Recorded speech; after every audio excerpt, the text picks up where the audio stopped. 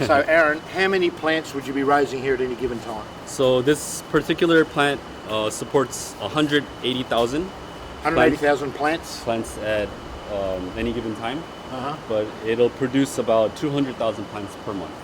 200,000 plants per month. Yes. Do you mind saying on camera, you were telling me a little bit earlier about the turnover, the US dollar turnover you have here. Do you mind Oh, divulging no, that? not at all. So this particular farm, we're doing about 1.2 million US in sales. A month. Yes. And by April, or 2 months from now, we're expecting to double that number. Wow. Because we have new vendors and new people who are interested in utilizing our plants for their products. Okay. So the So you're farm- able to ramp up that much production that quickly? Yes. Right now it's operating at about a 50% efficiency. Okay. So if we utilize the entire farm at full capacity, we can double the production. Okay, so numbers. it's you say 50% capacity, that's only a space thing. It's not design thing, it's just as purely space. Yeah, spacing. We don't want to, plant anything that's not going to be used because it'll go to waste. Yes. So we try to manage how we plant based on the demand that we'll have.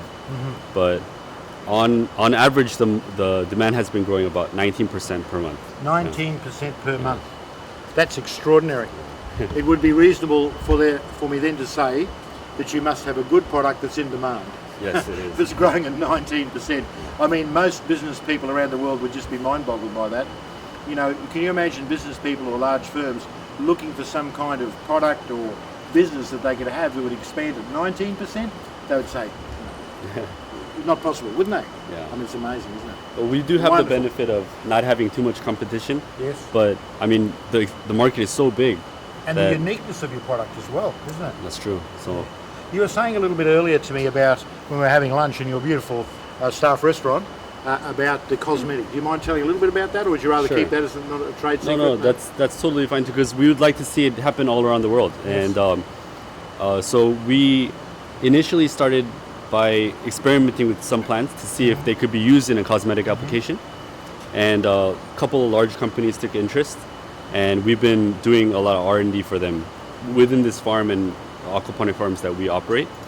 And we found that the plants that are grown using aquaponics, they synthesize completely different chemicals than traditionally hydroponic or soil-based So plants they're do. good chemicals, though. They're not bad chemicals. Yeah, they're good chemicals. They're actually Yeah. in demand by these cosmetic companies. Exactly. So these are proteins and different types of molecules that are synthesized that help with anti-aging.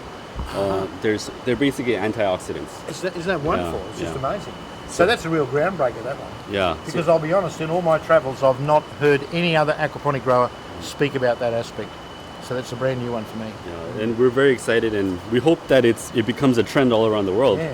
And we feel like it is going to be. So now at lunchtime you were saying that not only have they got these extra components in the plant that weren't there before, but the cosmetic companies are really interested in the purity of what you're doing, aren't they? Exactly. Because it's aquaponics? Yeah. In particular in Asia, more than what you eat, it's what you put in your face is a lot more important. Yeah. I mean, I don't know if it's like that in Australia, but Well, it doesn't matter with my face, so it's all over.